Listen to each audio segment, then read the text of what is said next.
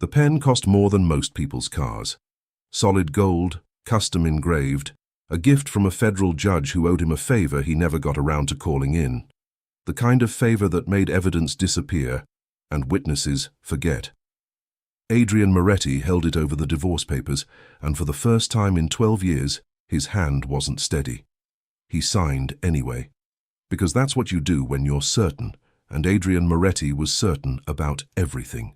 He was certain of the loyalty of the 4 capos who ran his crews from Hialeah down to Homestead. He was certain of the fear in his rival's eyes at a sit-down. He could name the exact second a man across a table decided to lie to him, usually before the man knew it himself. Certainty was his whole life. It was the reason a kid from a cramped apartment 2 blocks off Calle Ocho now owned 3 glass towers on Brickell, a white mansion on Star Island with armed men at the gate around the clock, and a stretch of the port of Miami where certain containers were never, ever opened by customs. So when he slid the papers across the marble and told his lawyer to file them Monday, he said it the way he said everything, like it was already done. His lawyer hesitated, which was a mistake most people only made once in front of Adrian. "Adrian, are you sure? Isabella hasn't even contested it. She hasn't asked for $1. And Adrian looked at him with those flat, patient eyes and said, "She hasn't fought it. That's my answer." Then he stood, buttoned his jacket over the weight he still carried at his hip out of habit more than needed, and walked out past 2 of his men into the wet Miami heat, 40 years old, head of the Moretti family, and absolutely convinced he was doing the smart thing. You have to understand what Adrian and Isabella were, because it wasn't a fairy tale. It was closer to a treaty between 2 kinds of power. He married her at 28, when he was hungry and dangerous, and still had capos twice his age testing whether the young Moretti had the stomach for the chair. She was 24, and already sharper than every man in any room she walked into. Her family had old money, quiet Cuban money that came through Miami 2 generations back and learned to vanish into real estate and restaurants, and never, ever the newspaper, the kind of family that owned the banks Adrian's kind of family needed to move money through. His family had new money and a great deal of blood behind it. Everyone assumed he married her for the clean name, for the doors that opened when Moretti arrived on the arm of a woman whose grandfather used to have the mayor and the chief of police to the same dinner table. Everyone was wrong. He married Isabella because she was the only person alive who looked at him and wasn't afraid. She argued with him. She once threw a full glass of wine in his face at a charity gala in front of 40 people and 2 city commissioners, and then turned and smiled at the photographer like nothing had happened. He loved her the way empires love the one thing that could bring them down. And there had been a time, he let himself remember it exactly once a year, usually late, usually alone, when they couldn't keep their hands off each other.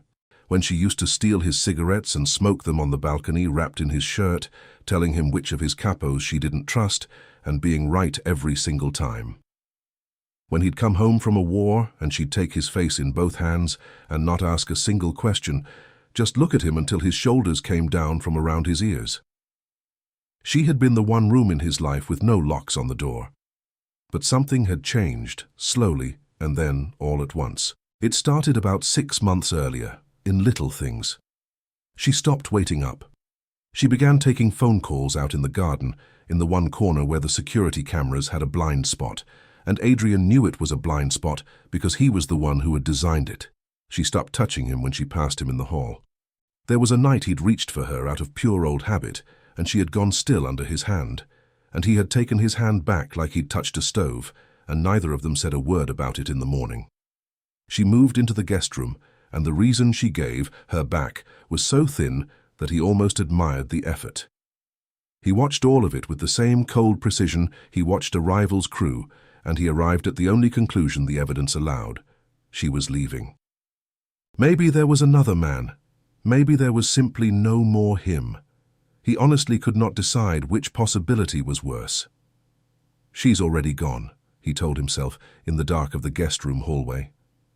"You're just the last one to catch up." There was one evening near the end that he couldn't stop replaying. She'd come down to the kitchen late and found him still up, and for a moment, just a moment, it had been the old them. She laughed at something he said. She reached out and fixed his collar the way she used to, her fingers warm at his throat, and he felt 12 years fall away in a single breath.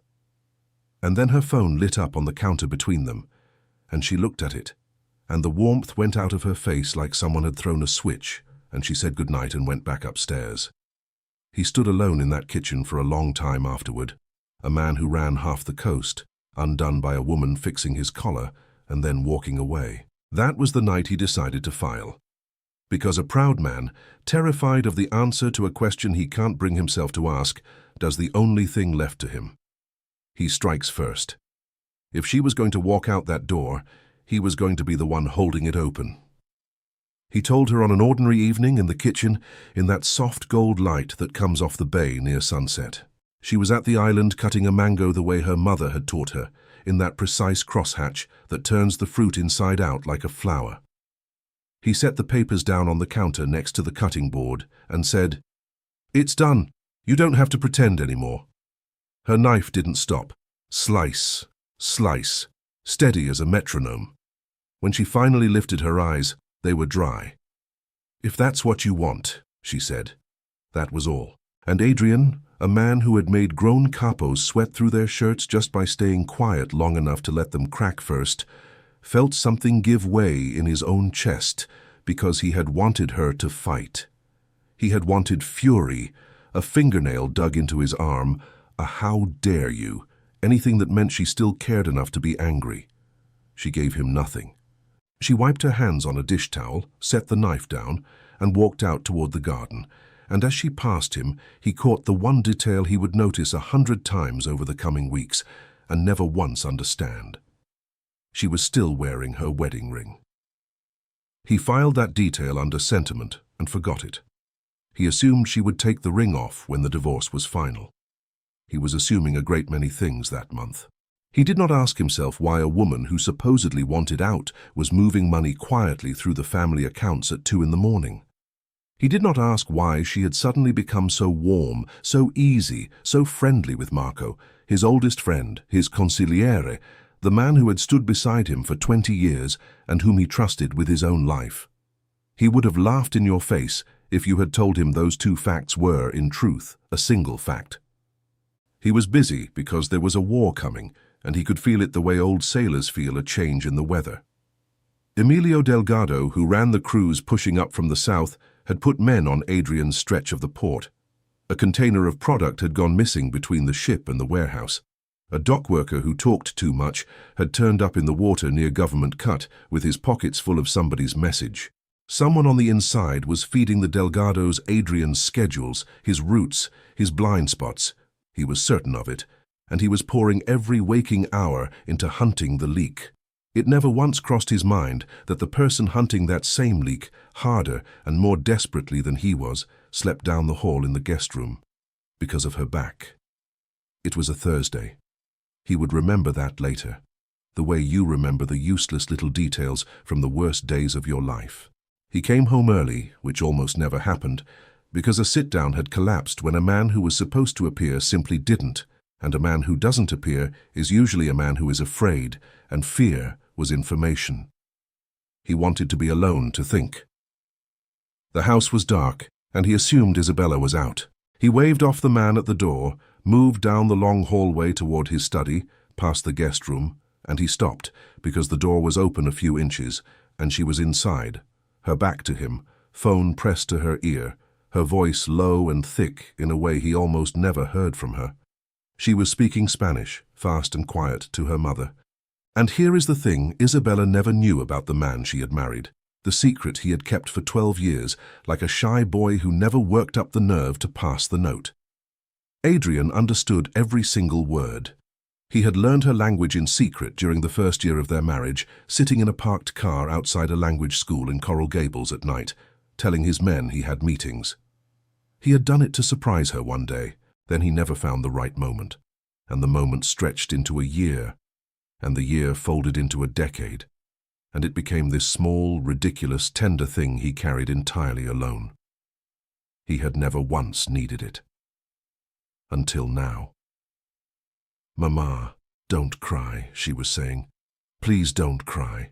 He knew he should walk away. He didn't. "I know what I'm doing," she said. "I know exactly what I'm doing. But if I fight the divorce, they'll see that I'm still close to him. They'll know I still—" And her voice broke, and she pulled it back together by sheer will. "As long as everyone believes I'm leaving him, they stop watching me. And if they stop watching me, I can finish this." There was a pause, her mother's frightened voice buzzing thin through the speaker. And then Isabella said the words that nearly took Adrian's legs out from under him. "Because I found the proof, Mama. I know who it is. I know who's planning to kill him, and I know they're going to do it at the sit-down from the inside, while he thinks he's surrounded by his own men. And the only way to stop it was to make Adrian believe I don't love him anymore, so the traitor would relax, so he'd let his guard down and talk in front of me. The coldness, the guest room, all of it, it was so my own husband wouldn't realize I was trying to keep him alive." The phone very nearly slipped out of Adrian's hand. "He signed the papers today," she went on, and now she was crying, in that terrible quiet way of someone crying as softly as a person possibly can.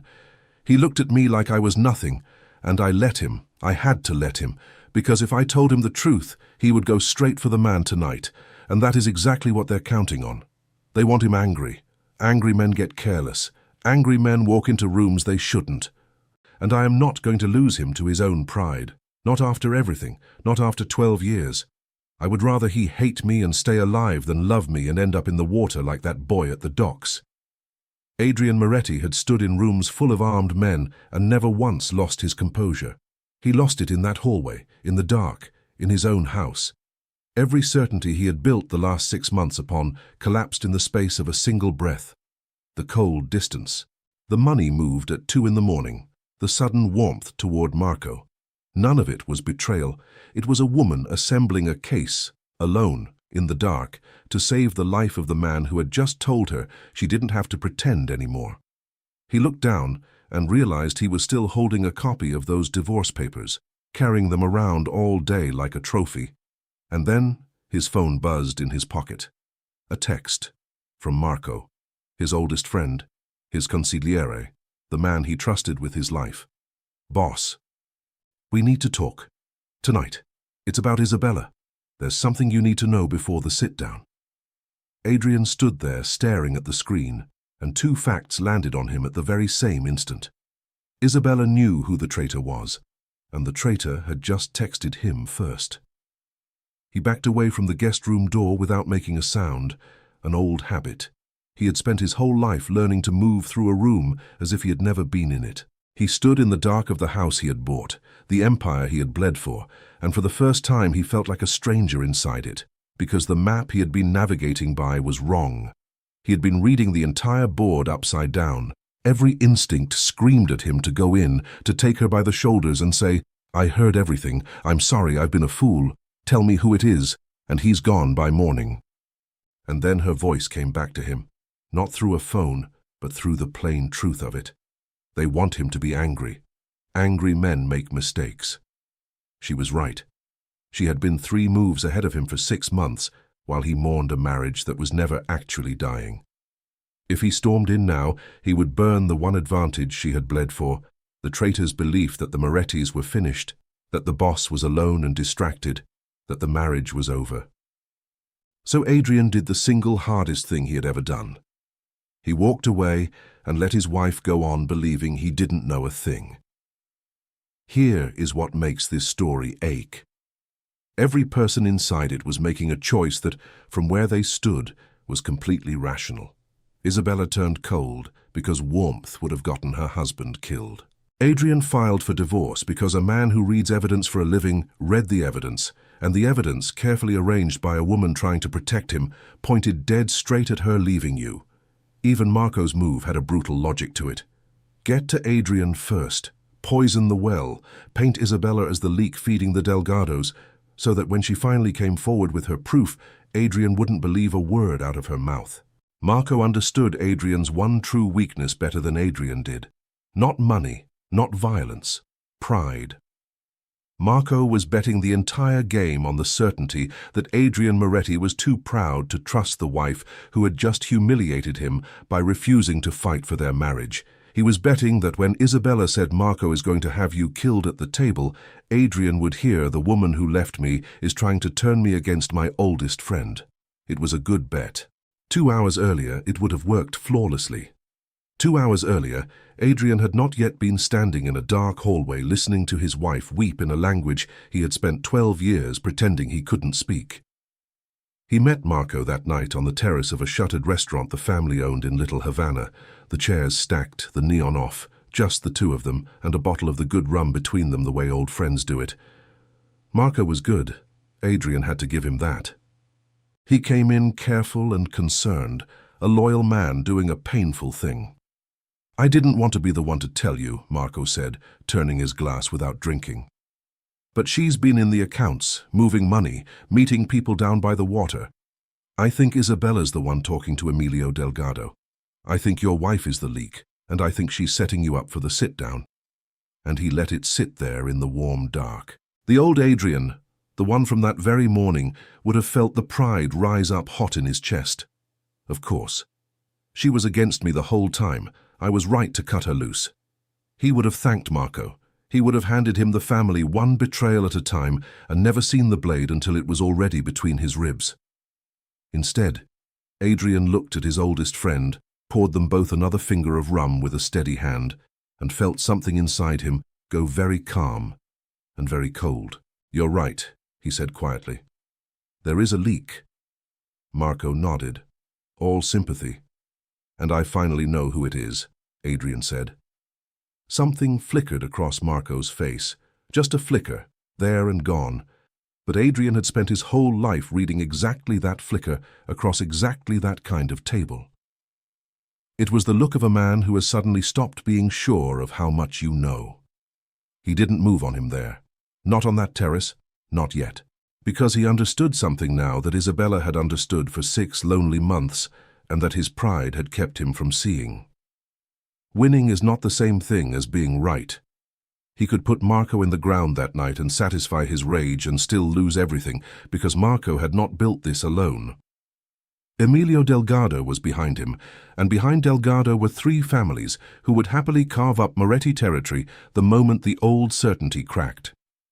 Strike without proof, without the whole structure mapped out, and he would start a war his family might not survive.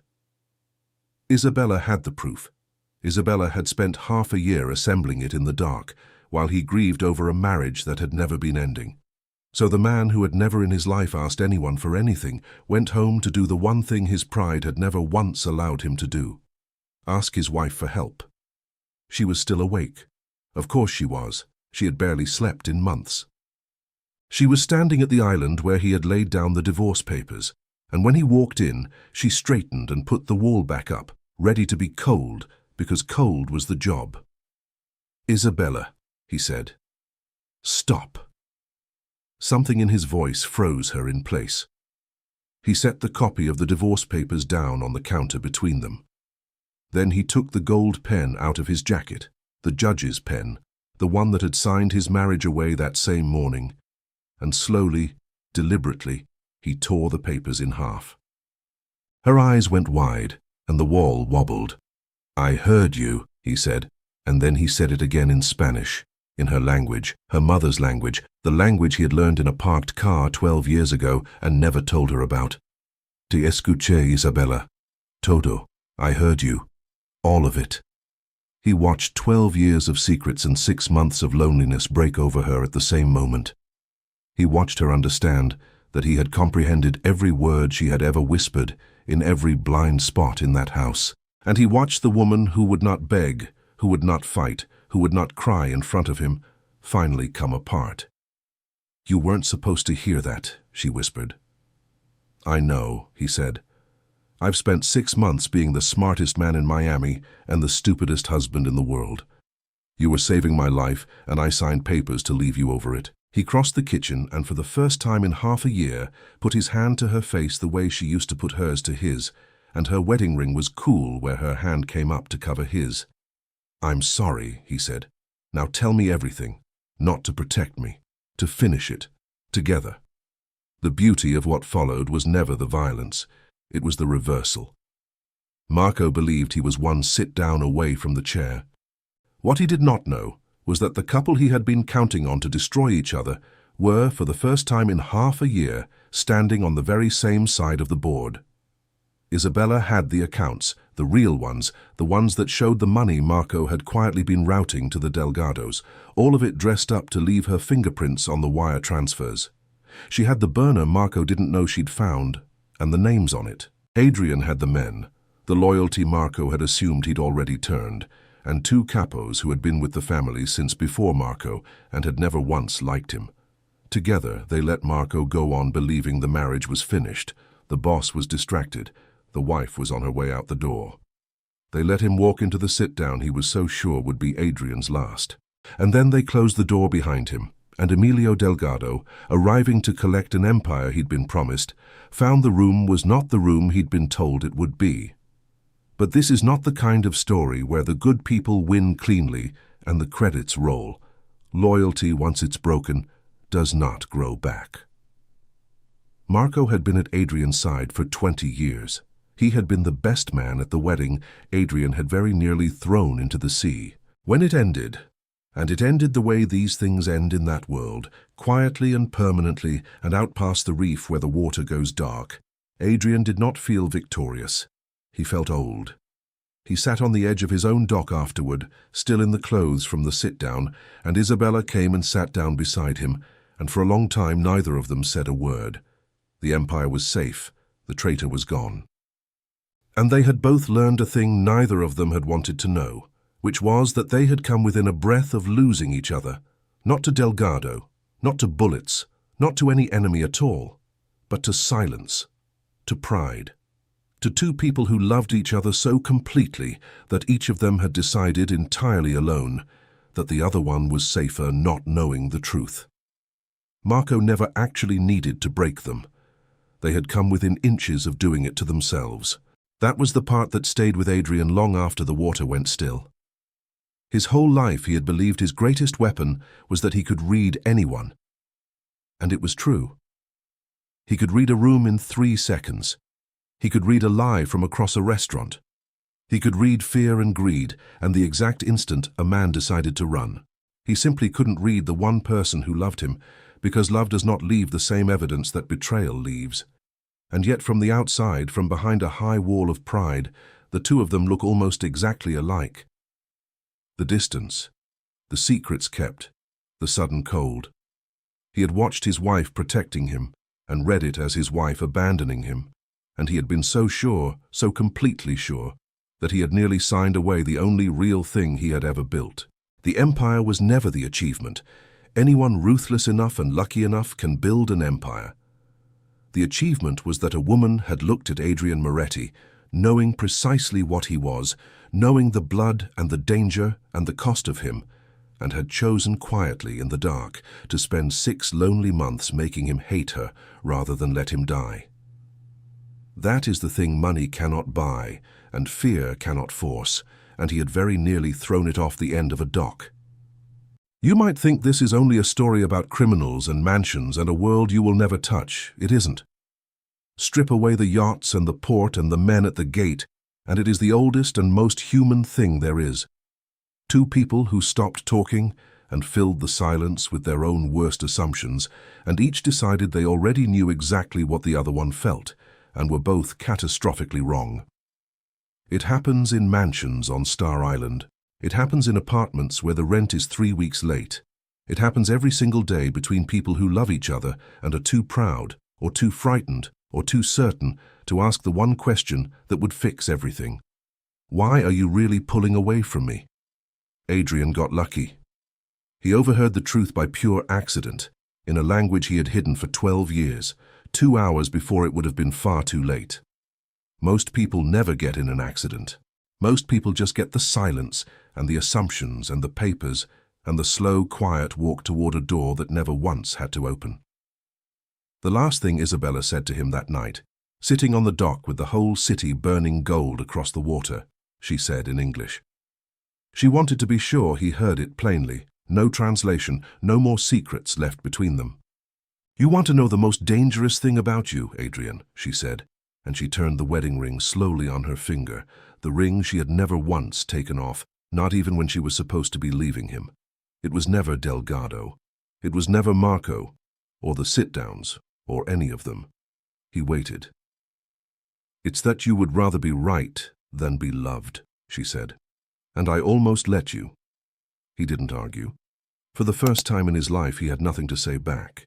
He simply took her hand, and the two of them sat there in the warm dark, two people who had come within a whisper of losing everything to the things they never said out loud, and who had somehow, against every odd in that dangerous world, been handed the rarest thing in it, one more chance to say them.